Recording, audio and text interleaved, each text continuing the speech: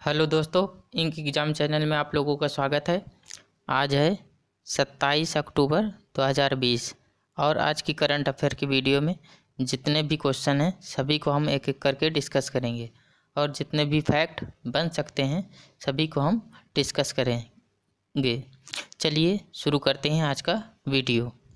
हमारा पहला क्वेश्चन है, हाल ही में गोवा में सैंड ड्यून पार्क के लिए विश्व बैंक द्वारा कितने करोड़ रुपए की राशि की मंजूरी दी गई है? तो इस क्वेश्चन का सही जवाब है ऑप्शन नंबर 2, 3 करोड़ रुपए दी गई है। भारत के पहले सैंड ड्यून पार्क और इंटरप्रिटेशन सेंटर गोवा में विकसित किया जाने के लिए विश्व बैंक ने 3 करोड़ रुपए राशि की मंजूरी दी है। गोवा राज्य के जैव विविधता बोर्ड ने इस परियोजना का प्रस्ताव दिया। सैंड ड्यून पार्क प्रोजेक्ट में सैंड ड्यून इकोसिस्टम के महत्व पर स्थानीय लोगों और पर्यटकों को शिक्षित करने के लिए इंटरप्रिटेशन सेंटर होंगे। इसके साथ ही यहाँ सैंड ड्यून वेजिटेशन की नर्सरी की भी स्थापित की जाएगी। सैंड ड्यून पार्क गोवा में स्थित है। गोवा की राजधानी क्या है? पणजी। गोवा के राज्यपाल कौन है? भगत सिंह कोश्यारी। गोवा के मुख्यमंत्री प्रमोद सावंत। ठीक, चलिए अगला क्वेश्चन है आपको, हाल ही में कौन सा देश ग्लोबल वॉच डॉग की ग्रे लिस्ट की श्रेणी में बना रहेगा? तो इस क्वेश्चन का सही जवाब ऑप्शन नंबर 3 है, पाकिस्तान। ग्लोबल वॉच डॉग वैश्विक आतंकी वित्त पोषण पहरेदार फाइनेंशियल एक्शन टास्क फोर्स यानी FATF financial action task force ने घोषणा की कि पाकिस्तान फरवरी 2021 तक वैश्विक आतंकी वित्त पोषण पहरेदार की ग्रे लिस्ट की सूची में बना रहेगा। FATF यह है फाइनेंशियल एक्शन टास्क फोर्स का जो इसका उद्देश्य है वो अंतर्राष्ट्रीय वित्तीय प्रणाली के लिए धन शोधन, आतंक वित्त पोषण, अन्य संबंधित खतरों का मुकाबला करने के लिए वर्तमान में इसमें 39 सदस्य हैं। FATF का मुख्यालय पेरिस, फ्रांस में है। इसकी स्थापना 1989 को हुई थी। अब ये पाकिस्तान की बात आई है तो पाकिस्तान के प्रधानमंत्री इमरान खान है। राष्ट्रपति कौन है? आरिफ अलवी। राजधानी क्या है? इस्लामाबाद। ठीक, चलिए अगले क्वेश्चन पे। तीसरा क्वेश्चन है,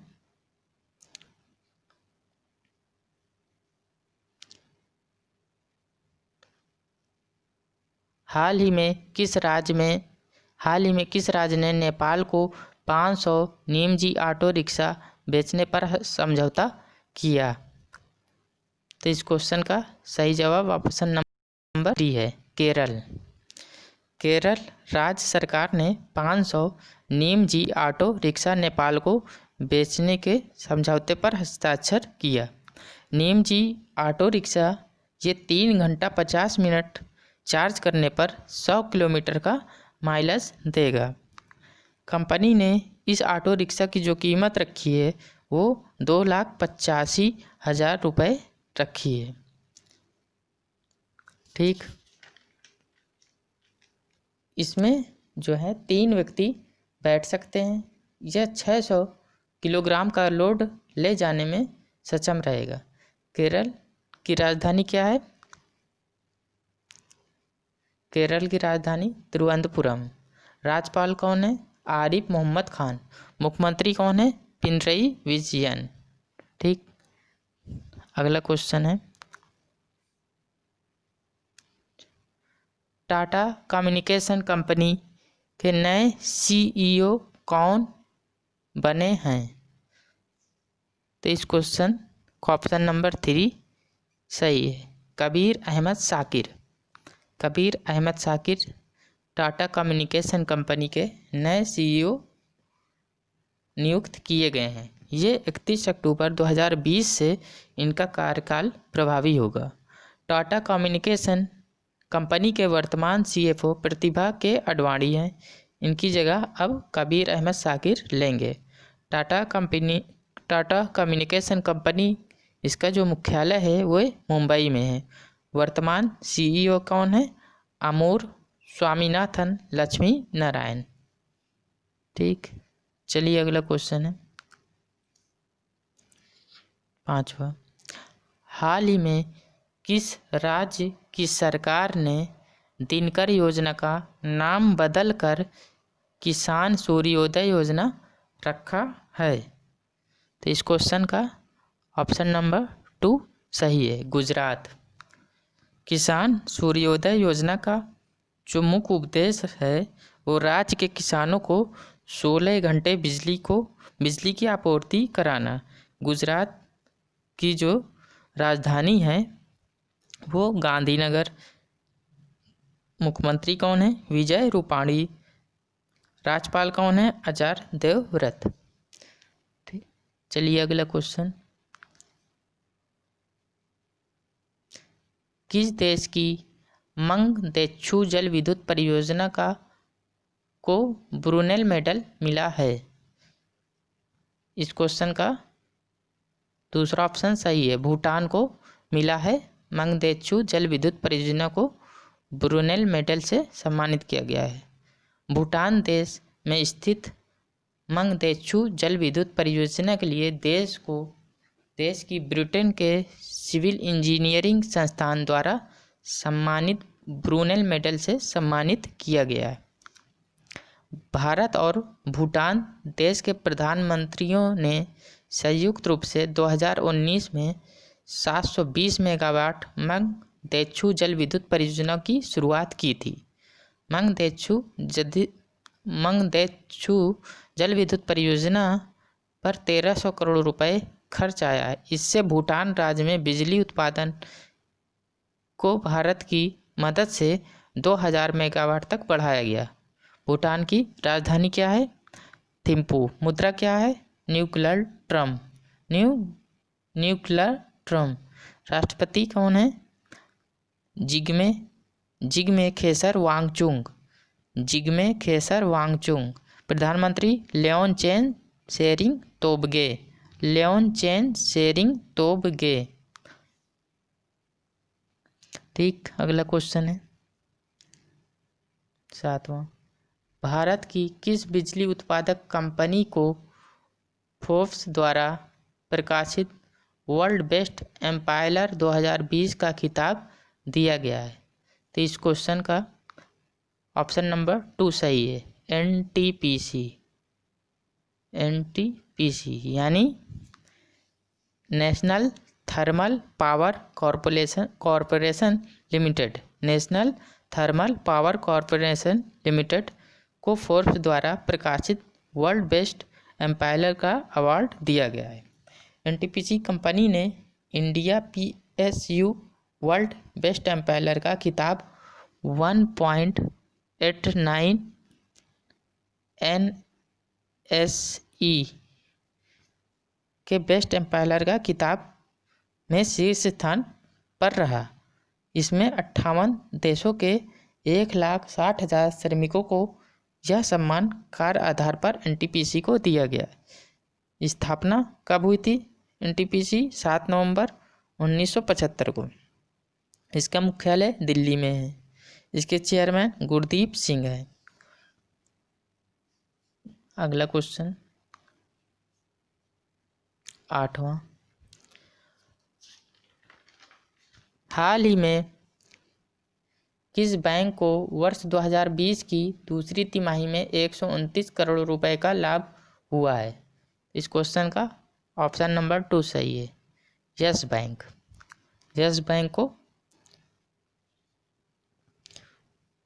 यस बैंक ने 30 सितंबर को समाप्त हुई अपनी दूसरी तिमाही में 129 करोड़ रुपए का लाभ अर्जित किया। यस बैंक ने 30 जून को समाप्त हुई अपनी पहली तिमाही में 45 करोड़ रुपए का इजाफा किया था। यस बैंक का मुख्यालय कहाँ है? मुंबई में। स्थापना कब हुई थी? 2004 में। सीईओ कौन है? प्रशांत कुमार। ठीक, चलिए अगला क्वेश्चन। हाल ही में नाटो ने अंतरिक्ष केंद्र स्थापित करने का निर्णय किस देश में लिया? तो इस क्वेश्चन का ऑप्शन नंबर फर्स्ट सही है, जर्मनी।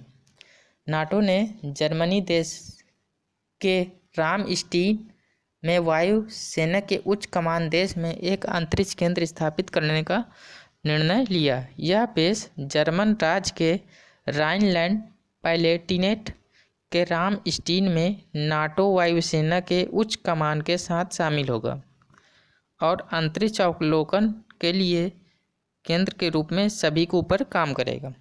नाटो का मुख्यालय कहाँ है? Brussels, Belgium. नाटो की स्थापना हुई थी 1949 को। नाटो का फुल फॉर्म क्या है? North Atlantic Treaty Organization. इस क्वेश्चन से इतने फैक्ट बन रहे हैं। चलिए अगला क्वेश्चन है।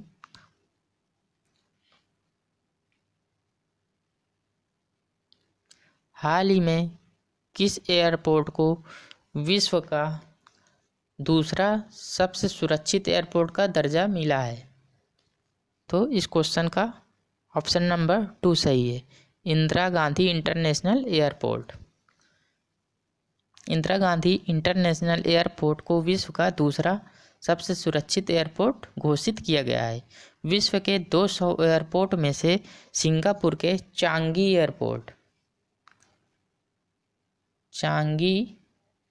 एयरपोर्ट को विश्व का पहला सबसे सुरक्षित एयरपोर्ट घोषित किया गया है और दूसरे नंबर पर 5 में से 4.6 स्कोर के साथ नई दिल्ली में स्थित इंदिरा गांधी इंटरनेशनल एयरपोर्ट रहा। दिल्ली के सीएम कौन है? अरविंद केजरीवाल। डिप्टी सीएम कौन है? मनीष सिसोदिया। लेफ्टिनेंट गवर्नर कौन है? एलजी अनिल बैजल। इस क्वेश्चन से इतने फैक्ट बन रहे हैं। चलिए अगला क्वेश्चन है।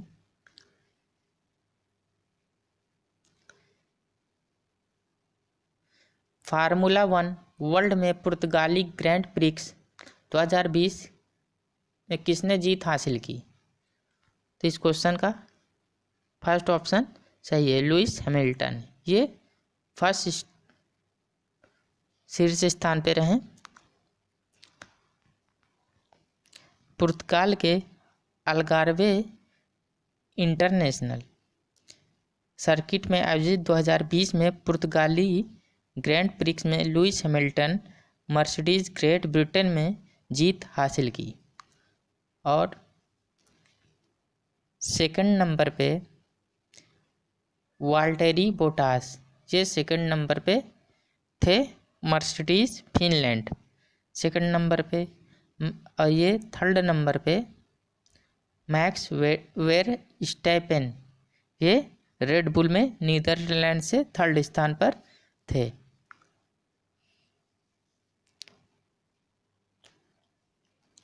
और यह इस वर्ल्ड का चैंपियनशिप का ये 12वां राउंड था। यह लुइस हैमिल्टन के सीजन की 8वीं और करियर की जो 92 जीत थी। ठीक, चलिए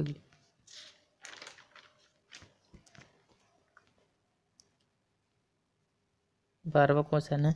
प्रधानमंत्री मोदी ने वीडियो कॉन्फ्रेंस के माध्यम से कहां पर सबसे लंबी मंदिर रोपवे का उद्घाटन किया है? तो इस क्वेश्चन का ऑप्शन नंबर 2 सही है, जूनागढ़ गिरनार। गुजरात में स्थित जूनागढ़ गिरनार पहाड़ी रोपवे का 130 करोड़ रुपए की परियोजना का उद्घाटन प्रधानमंत्री मोदी द्वारा किया गया। इस ऐतिहासिक स्थान पर्यटक और तीर्थयात्रियों को आकर्षित करेगा, जो रोजगार के अवसर को बढ़ावा देगा। 320 मीटर लंबे इस रोपवे में हर घंटे 1000 यात्रियों को ले जाने की क्षमता है। गुजरात की राजधानी गांधीनगर। इसके मुख्यमंत्री कौन है? विजय रूपानी। राज्यपाल आचार्य देवव्रत। ठीक, चलिए अगला क्वेश्चन है, दक्षिण कोरिया के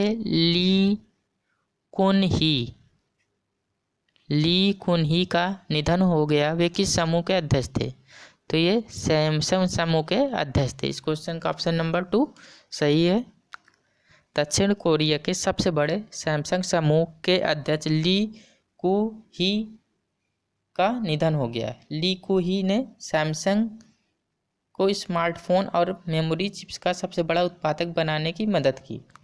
फोर्ब्स के अनुसार ली कु ही की लगभग 21 बिलियन डॉलर के साथ दक्षिण कोरिया के सबसे धनी व्यक्ति थे। दक्षिण कोरिया की राजधानी क्या है? सियोल। मुद्रा क्या है? वॉन।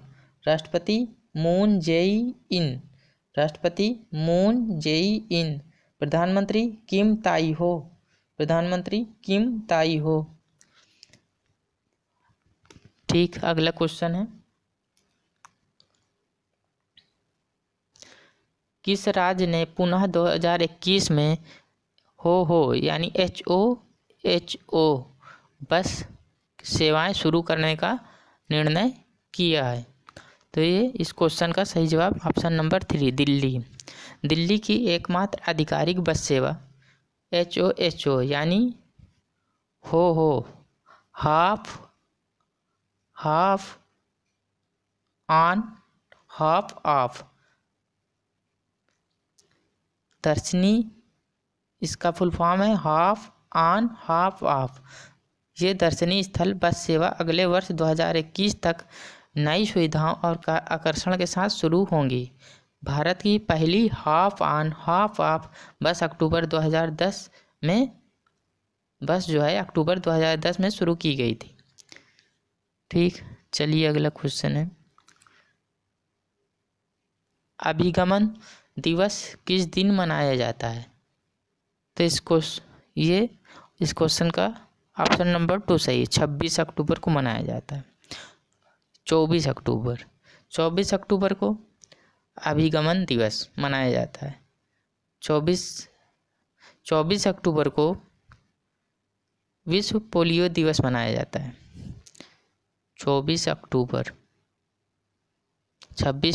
अक्टूबर को अभिगमन दिवस, 24 अक्टूबर को विश्व पोलियो दिवस और 24 अक्टूबर को ही संयुक्त राष्ट्र दिवस, 24 अक्टूबर को विश्व विकास सूचना दिवस, 23 अक्टूबर को विश्व हिम तेंदुआ दिवस भी मनाया जाता है। 26 अक्टूबर को जम्मू कश्मीर के भारत में सफल अभिगमन अवसर के रूप में जाना जाता है। 2020 में इसकी दूसरी 73वीं वर्षगांठ है। जम्मू कश्मीर राज्य और भारत के बीच इंस्ट्रूमेंट ऑफ एसेसन पर 26 अक्टूबर 1947 को महाराजा हरि सिंह ने हस्ताक्षर किए थे। ठीक, चलिए दोस्तों, अगर ये वीडियो आप लोगों को पसंद आता है तो लाइक एंड सब्सक्राइब करिए और साथ ही बेल आइकन का बटन भी दबाइए, जिससे सही समय पर आपको नोटिफिकेशन प्राप्त होता रहे। चलिए मिलते हैं एक नई वीडियो के साथ। Thank you.